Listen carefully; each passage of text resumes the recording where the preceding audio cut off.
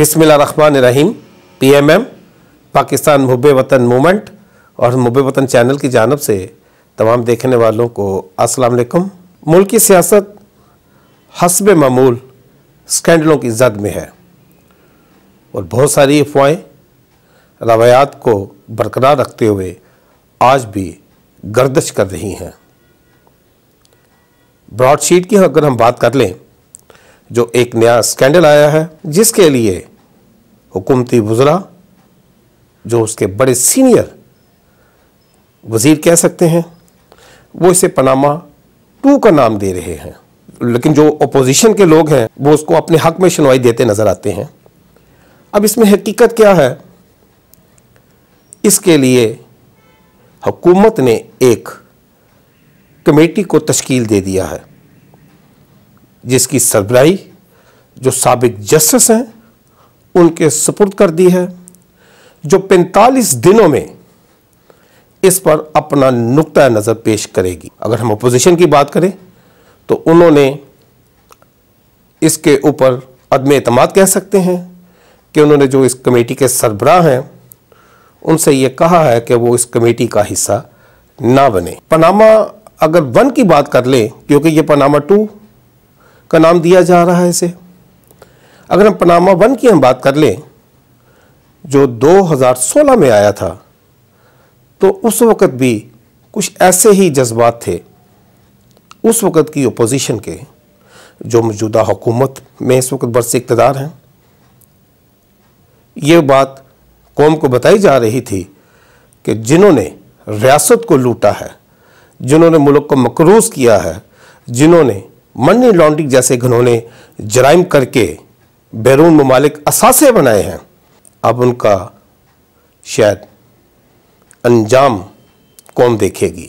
उस वक़्त की अपोजिशन, मैं 2016 की बात कर रहा हूँ, उस वक्त की जो अपोजिशन थी उनका ये मुतालबा था कि जितने भी पनामा की फहरिस्त में पाकिस्तानियों के नाम आए हैं, 435-36 अफराद के करीब तो हो सकती है, उन तमाम को इन्वेस्टिगेट किया जाए, उनको कानूनी कटहरे में लाया जाए, तभी इंसाफ के तकाजे भी पूरे होंगे।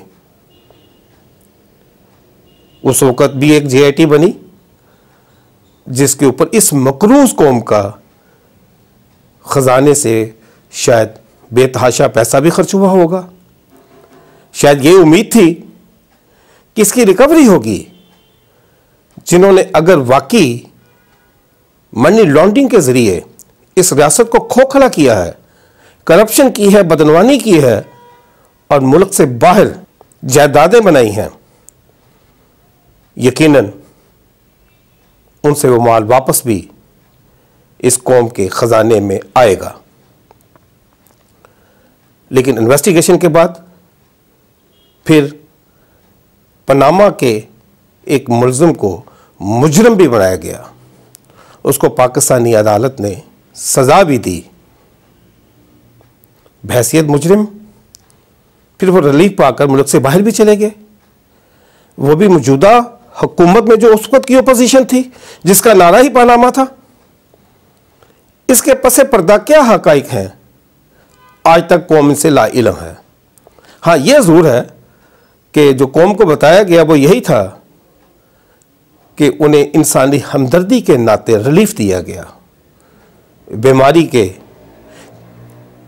वो जो रिपोर्टें थी उनको मद्देनज़र रखते हुए, तो क्या ये जो सिलसिला है ये यहाँ आम कैदी के लिए भी है, ये जो रिलीफ है, ये जो हमदर्दी है, या यहाँ पर फेवरेटिज़म है? क्या आइन में वो जो यहाँ से बीमारी के सर्टिफिकेट के साथ प्लेन में बैठकर बरतानिया चले गए, क्या वो तमाम के तमाम मामलात आइन की रूह के मुताबिक थे, या उसके पीछे क्या, मैं डील तो नहीं कहता, ये तो हुकूमत को ही पता है कि वो किन मुहर्रकात की वजह से एक मुजरम बरतानिया जाके बैठ के। बहरकैफ आज अगर हम ब्रॉडशीट की बात कर लें जिसके लिए हुकूमत और उसके जो वज़रा हैं इसे पनामा 2 कह रहे हैं। लेकिन इस कमेटी के ऊपर एक मरतबा फिर ख़जाने के जो अखराजात हैं वो ज़रूर होंगे। मकरूज़ और गरीब कौम के ऊपर बोझ जो इन्वेस्टिगेशन का होगा लाजमन वो तो होगा, लेकिन इसके समरात क्या होंगे? अगर ये केस मंतकी अंजाम तक पहुंचता है तो समरात तो यही है ना फिर कि फिर वो पैसा पाकिस्तान में भी आना चाहिए। यहां पर पाकिस्तान में पैसा आने की बजाय नाजरीन मुजरम मुल्क से बाहर चले गए। वो तवक्कात, वो उम्मीदें, जो वो ख्वाब जो आवाम को हर बार दिखाए जाते हैं फिर वो टूट भी जाते हैं, उम्मीदें रसवा भी नज़र आती हैं।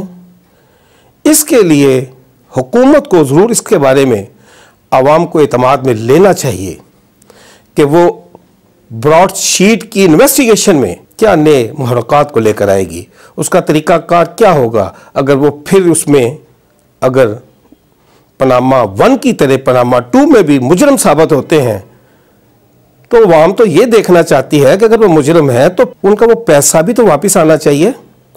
और फिर पनामा 1 में जो वॉल्यूम 10 था उसका क्या बना? उसके लिए भी प्रोसेस क्यों नहीं शुरू किया गया? उसके लिए हुकूमत ने क्यों अभी तक ज़बान बंदी कर रखी है? उसके लिए भी तो तमाम चीज़ों को ज़ेरे अमल आना चाहिए। बहरकैफ नाजरीन, आने वाले वक्तों में इसका भी नतारा हो जाएगा। वो जो हम अक्सर सुनते हैं दूध का दूध और पानी का पानी हो जाएगा। कौम उसकी मुंतज़िर है, कौम दुआगो है, कौम चाहती है कि उन तमाम जितने भी पाकिस्तान को लूटने वाले अगर वाकई ही कौमी मुजरम हैं तो फिर कौम को तो तभी फ़ायदा होगा, रियासत को तभी फ़ायदा होगा कि वो पैसा भी वापस आए। इस दुआ के साथ कि अल्लाह पाक करे कि ब्रॉडशीट के जो नताइज हैं वो मुस्बित हों, इसमें कौम सरखरू हो और जो कमेटी का हर बार खेल खेला जाता है इस मरतबा अवाम की भी कमेटी निकल आए। अपना बहुत सारा ख्याल रखिएगा और मुझे इजाज़त दीजिएगा। वह आखिर दुआना अल्हम्दुलिल्लाहि रब्बिल आलमीन।